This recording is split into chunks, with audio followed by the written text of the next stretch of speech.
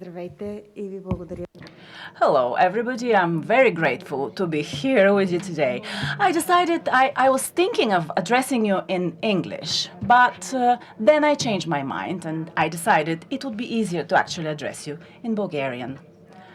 I'm very grateful for this opportunity to be here and to take part in this conference, which raises a very important question: the new horizons in front of journalism, or actually horizons that we're already familiar with.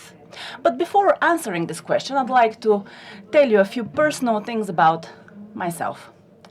I knew I would be a journalist since I was 10. I'm from Karlovo, a small town in the middle of Bulgaria. And we had a young journalists club. So I joined this club at the age of 10. And I immediately became a very busy person. I was working in the school newspaper. We were writing news for the local radio. So at 16, I was already an anchor in the local TV network. I received my first lesson as a professional at the age of 17. And the lesson was: bosses don't like problems. In my case, the boss was the school director, the director of my school. So what happened? We heard that the then president of Bulgaria would be a special guest in my school. So for a small town such as Karlovo, this was an important event. An event that everybody was looking forward to with a certain excitement. And I remember how diligently the authorities worked to make the school look presentable. The facade was quickly painted over. We didn't have flowers in the garden, in the school garden. All of a sudden, there were flowers there. A lot of work was done. However, at the back of the school, there was a sports hall, and the hall was in terrible condition. When it rained, the roof would leak. There were no facilities.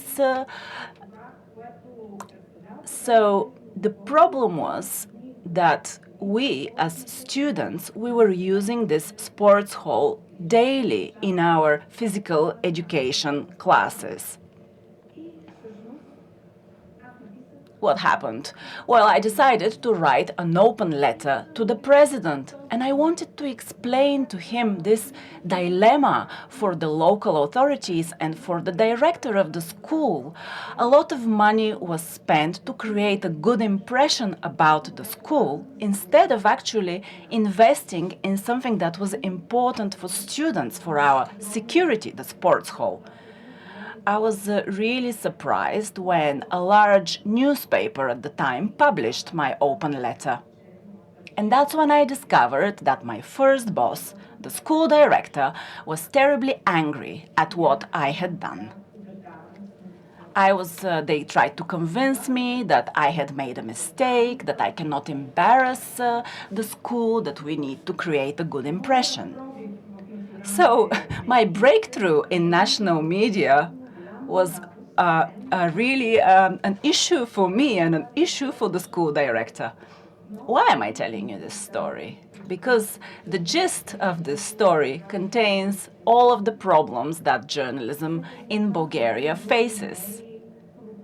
Each of us journalists could find an important story, an important point of view, a big problem to bring to the attention of society. The problem is our bosses don't support us so that these issues, these points of view could reach the audience. Very often the bosses are not on the side of the journalists and the audience. Very often they're intimidated, they're scared of what their bosses would think. And actually these people are precisely the subject of journalistic investigations.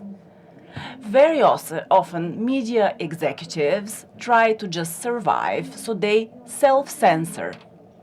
Unfortunately, there are far too many examples where editorial decisions, followed political agendas, the will and the interests of corporate circles or oligarchs.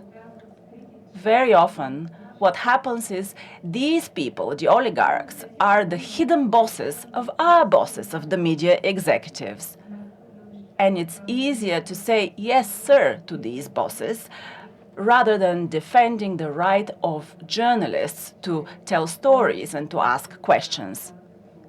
I'm sure that many of us here who have worked as reporters, as hosts, as people representing organizations that defend journalists, you know better than I do how censorship has been working of late.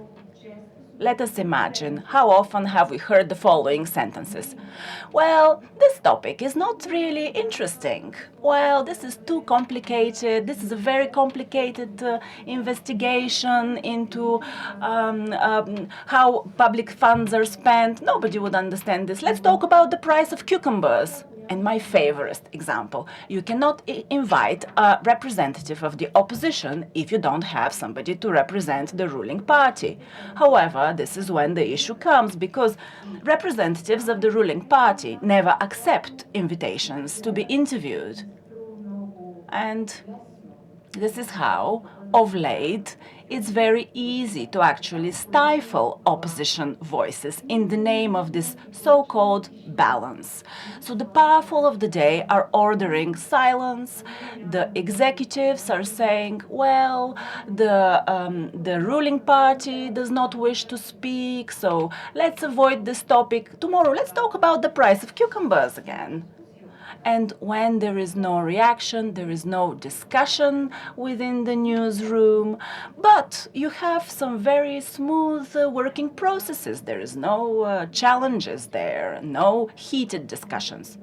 However, sometimes there are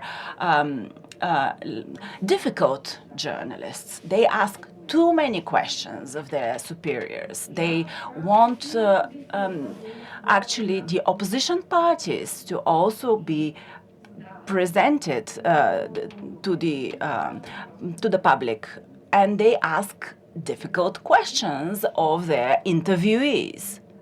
And this is how one morning, just before Christmas, immediately after the end of a morning show, one such, let's call it difficult journalist, found out this was her last day. She was told that she was no longer going to be working in this morning show. In this case, I was the journalist. However, I was one of many others, of many journalists who were silenced and removed in the past few years. And these corporations, which for which media companies, of which media companies are part of, they know this silencing is easy to do because big media are very influential, and the public has a very short memory. So it's quite easy to remove, to silence a journalist in Bulgaria. However, what happened after my removal and after Christmas was a bit surprising. This chilling effect that the powers to be were hoping for actually was not achieved. My colleagues and colleagues from other media outlets decided to protest. They said they did not agree that journalists are being silenced. Other colleagues raised the topic, and for a long period of time, this was a topic in their news reports. This discussion and the subsequent public reaction was what was new in this case. And it's very important to look at this big media, which is part of a big corporation, and to ask what's happening to their image after last Christmas. Unfortunately, statistics are showing that this media outlet is losing the trust of its viewers, and it's losing viewership. And as of today, I believe that all of us realized it's actually not so easy to silence and to remove a journalist today when the truth has a way of finding the audience. Since the middle of February, I and several very esteemed colleagues, we founded the Foundation for Independent Journalism, and we have our own platform. It's called Off the Air. So our platform will show interviews, investigations, reports, which are not censored, they are not the product of dependencies, and our only boss is our public. So we rely on the support of the public, of our viewers, for our existence. We managed to accumulate a great deal of public support since we were established. And we actually managed to conduct the only independent debate just prior the parliamentary elections in April. We created an event with guests, with representatives of the diplomatic missions, with young people, and our debate was very successful. Because for the first time since a very long time, there was a productive discussion among representatives of the political parties. Also, we registered more than 2 million views. Compare this to any Bulgarian TV channel, this is much more than their reach today. The day following the debate, we published our first investigation based on dependencies in the criminal justice system. It was widely referred. The government reacted to this. And we realized after the debate and after we aired the investigation of my colleague Boris Mitov that we don't need the support of a large media outlet in order to be visible. On the contrary, it is journalists like ourselves that make big media being visible. Today, it's content that matters. Content is what makes a journalist and a media outlet important, not just important for themselves, for